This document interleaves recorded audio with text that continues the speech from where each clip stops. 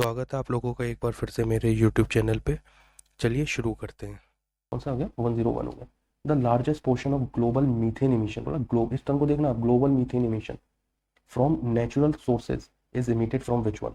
कहाँ से होता है? सी, वेटलैंड, पैडी फील्ड्स और हाइड्रेट। देखो बहुत से लोग क्या करेंगे, पैडी फील्ड को इसमें टिक करेंगे, बट दिस इज रॉन्ग, क्योंकि इसमें पूछा ग्लोबल मीथेन, तो करेक्ट आंसर क्या होगा? वेटलैंड होगा। And option number B is correct. 102, which of the following is not a basic unit?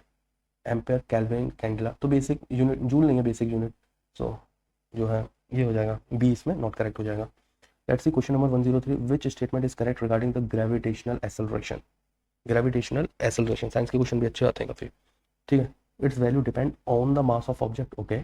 It's value depend on the size of the object. It's value does not depend on the mass of the object और none of the above. तो correct answer क्या होगा इसका? Correct answer होगा its value does not depend on the mass of the object, यानी option number C is correct. Let's see question number 104, which of the following group represent artificial gold? ये तो आपको पता ही होगा, आर्टिफिशियल गोल्ड कौन represent करता है?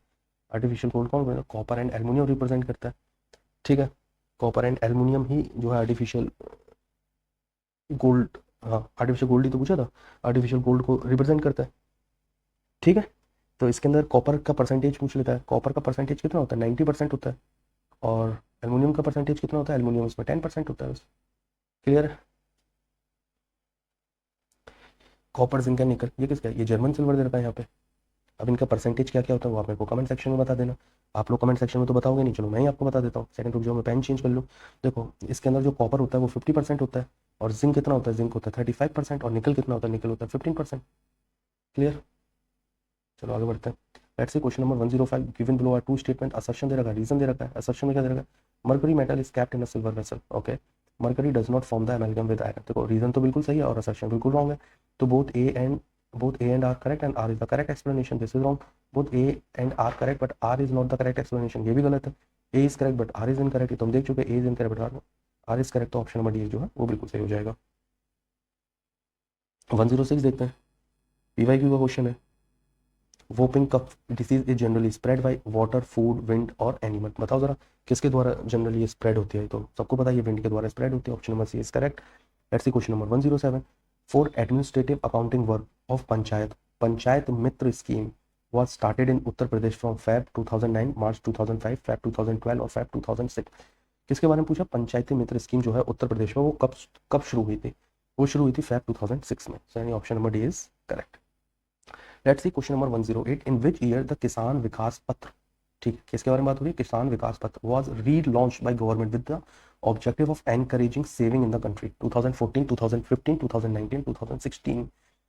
ठीक है। बताओ भाई करेक्ट आंसर क्या होगा? किसके बारे में बात हो रही है? किसान विकास पत्र। ये कब हुआ था? ये हुआ था 2014 में। Option number A is correct.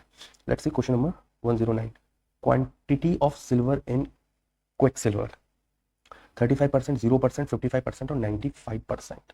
बताओ करेक्ट आंसर क्या होगा? करेक्ट आंसर होगा इसका 0%, क्योंकि जो क्विक सिल्वर होता है ना, एक सेकेंड, जो क्विक सिल्वर होता है बेसिकली, तो mercury is also known as a quicksilver. तो जो मरकुरी होती है ना, मरकुरी जो होती है बेसिकली उसी को ही जो है क्विक सिल्वर भी बोलते हैं। तो इसमें सिल्वर की क्वांटिटी कुछ भी नहीं होती। Let's see 110, a district having a minimum scheduled tribe population in Uttar Pradesh, कहाँ पर है भाई? बदायूं, बागपत, देवरिया और कन्नौज। बताओ कहाँ पर है minimum scheduled tribe population? Uttar Pradesh के किस क्षेत्र के अंदर है? करेक्ट आंसर क्या है इसका? बागपत, यानी option number B is correct.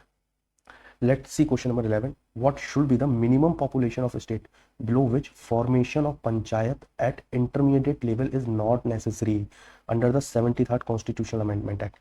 10 lakh, 20 lakh, 30 lakh और 25 lakh। बताओ 11 का आंसर बताओ मेरे को क्या होगा? 11 का आंसर होगा क्या? 20 lakh। So option number B is correct. Let's see question number 12. Which of the following is not a basis for declaring national emergency in India? बहुत easy question है। War, external aggression, internal unrest और armed rebellion. Correct answer क्या होगा? ये मुझे बताने की जरूरत नहीं, आप लोगों को खुद पता है। इसका करेक्ट आंसर क्या होगा? इसका करेक्ट आंसर होगा internal unrest. Option number C is correct. ठीक है। Internal unrest is not a basis for declaring national emergency in India. National emergency का आर्टिकल क्या है भाई? नेशनल इमरजेंसी का आर्टिकल है आर्टिकल क्या? 352। कमेंट सेक्शन में यार बताया करो, कुछ थोड़ा बहुत एंगेज रहो, वैसा थोड़ी है कि बिल्कुल भी एंगेज नहीं रहोगे। Let's see question number 113, consider the following statement are correct. इनमें से कौन सा सही स्टेटमेंट है?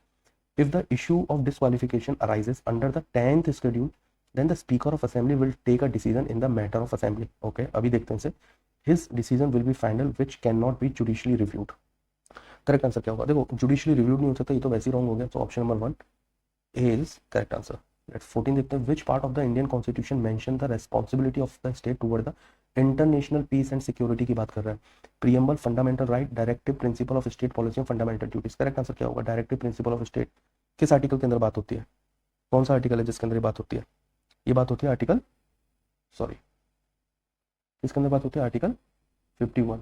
डीपीएसपी का पार्ट क्या है वो आप मेरे को कमेंट सेक्शन में बताओ। कुछ भाई कुछ तो कमेंट सेक्शन में बताना ही पड़ेगा आपको कि डीपीएसपी कौन से पार्ट के अंदर मेंशन है। Let's see question number 15। After the dissolution of Lok Sabha all bill pending in the Lok Sabha lapse do not lapse both A and B और none of the above.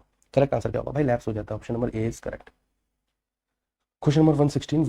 In which of the following year the name National Rural Employment Guarantee Scheme, National Rural Employment Guarantee Scheme, okay, was changed to Mahatma Gandhi National Rural Employment Guarantee Scheme? Important question है। किस year के अंदर ये change हुआ था? 2007, 2008, 2009 और 2010? बताओ correct answer क्या होगा इसका? करेक्ट आंसर होगा इसका 2009 के अंदर ये चेंज कर दिया गया था। ठीक है। The name of national rural employment guaranteed scheme, national rural employment guaranteed scheme का नाम बदल के क्या कर दिया था? MG NREGA, MG NREGA. ठीक है। कब चेंज हुआ था? 2009 में। Let's see question number 117। प्रधानमंत्री कुसुम योजना was launch with the objective of, देखो कौन सी योजना है, देखो जो इंपॉर्टेंट कीवर्ड है उसको पहले आप हाईलाइट कर लो। कुसुम योजना की बात कर रहा है प्रधानमंत्री कुसुम योजना। Objective of ending the dependence of farmers on diesel. ठीक है। By stabilising a solar power and connecting pump sets to solar power in the year. किस ईयर के अंदर? 2020, 2021, 2019 और 2022। बताओ। ये क्वेश्चन पीवाईक्यू में भी और ये क्वेश्चन आ भी चुका है। बताओ करेक्ट आंसर क्या होगा? करेक्ट आंसर होगा 2019 के अंदर ये लॉन्च करी गई थी। कौन सी? प्रधानमंत्री कुसुम योजना। लेट्स सी क्वेश्चन 18 देखते हैं। Employ state insurance scheme in India was started in which year? 1947, 1952, 1955 और 1972।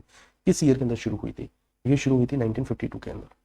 Option number B is correct. यहाँ तक क्लियर है ना? कोई क्वेश्चन के अंदर अगर डाउट हो तो प्लीज भाई, मैंने कमेंट सेक्शन ओपन इसीलिए करा है कि आप मेरे को बता सको कि हमको इस क्वेश्चन या इस टॉपिक के अंदर डाउट है। प्लीज़ आप हमें सेपरेट वीडियो बना के इसको दोबारा से एक्सप्लेन करें। मैं डेफिनेटली इस पर काम करूँगा और उसको अप्लाई। चलिए दोस्तों, आज के लिए सिर्फ इतना ही काफ़ी। मिलते हैं अगली वीडियो में। अगला पार्ट जल्दी ही अपलोड होगा, तो बने रहें मेरे साथ। लाइक करें, सब्सक्राइब करें और हाँ, शेयर करना ना भूलें। Thank you so much.